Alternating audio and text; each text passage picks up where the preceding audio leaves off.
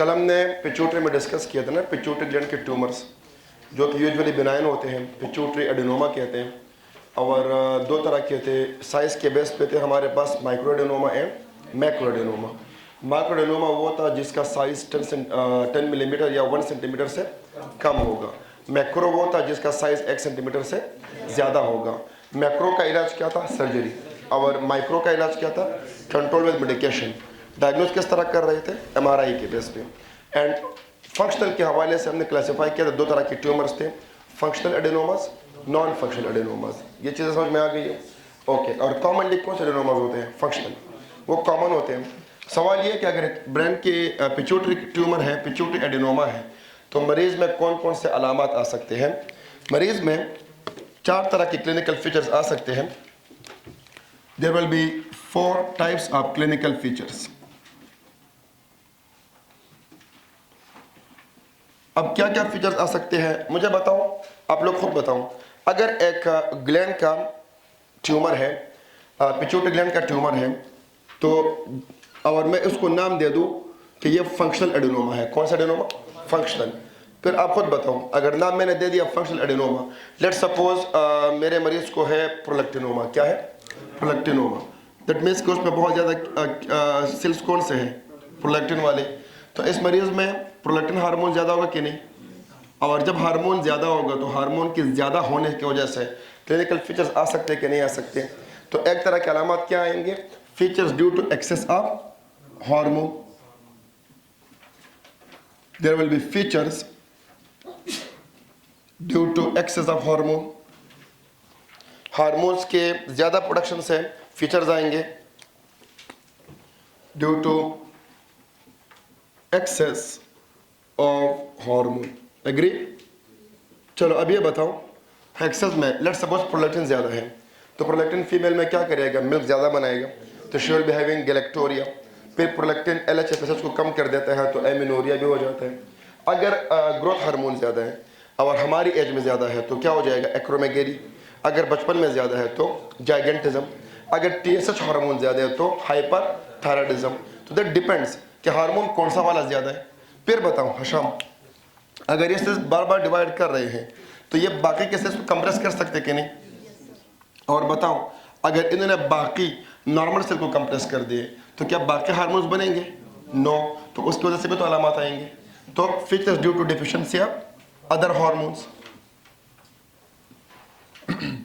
Features due to deficiency of other hormones. समझ में आ रहा है ना ये पॉइंट? इसको सीख लो। ये टिपिकल लॉजिकल बातें हैं, टिपिकल लॉजिकल बातें कि भाई एक तो ज़्यादा बनेगा लेकिन उस ट्यूमर की वजह से बाकी से तो कंप्रेस होंगे। जब वो कंप्रेस होंगे, वो डैमेज होंगे तो उनके हार्मोन्स पे नहीं बनेंगे। फॉर एग्जांपल TSH कम बनना शुरू हो जाएगा, हाँ, ग्रोथ हार्मोन कम बनना शुरू हो जाएगा। डन? ओके। फिर टेल मी, ये ट्यूमर पिट्यूटरी में है, पिट्यूटरी ग्लैंड जो है वो स्कल में मौजूद है कि नहीं? स्कल को आप कहते हो ना क्रेनियम।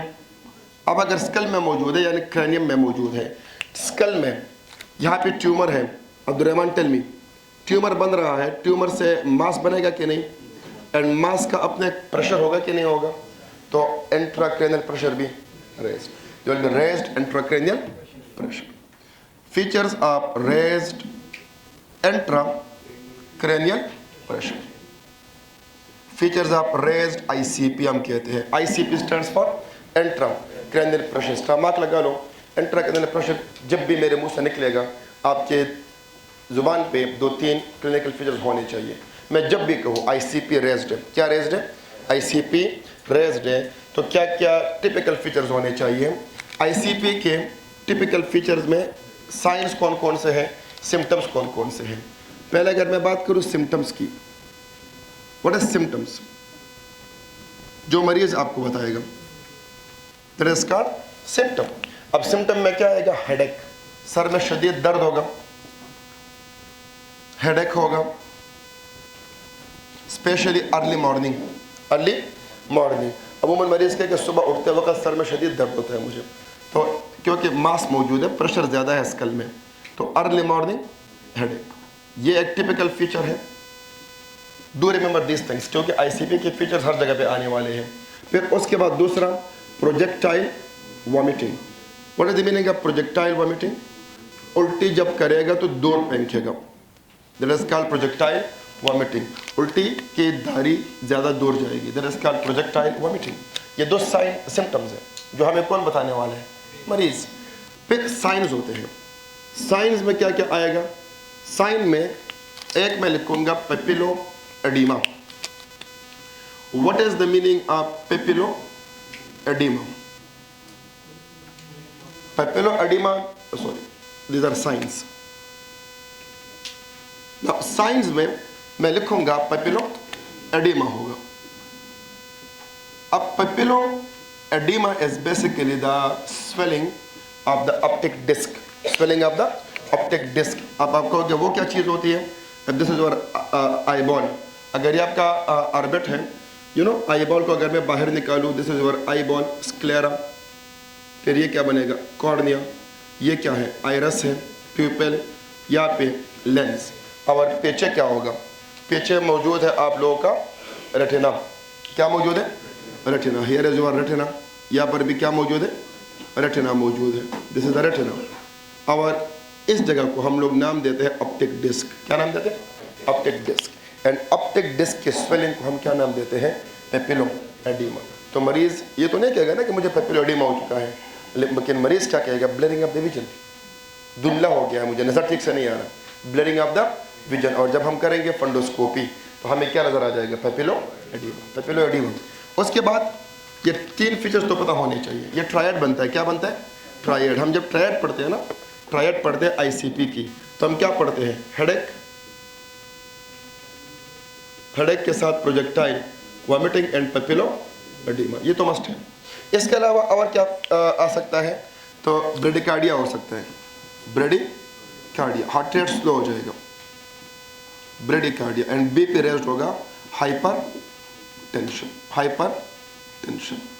और एक और चीज़ भी हो सकती है बाद में, ब्रीदिंग भी इरेगुलर हो सकती है, इरेगुलर ब्रीदिंग, वो बात की बातें हैं। बट मेनली मरीज क्या कहेगा? हेडेक है। Headache is very important. Headache बहुत ज़्यादा अहम पॉइंट है यहाँ पे जो आपको पता होना चाहिए। ठीक है। उसके अलावा नेक्स्ट, जिब्रान बंद कर।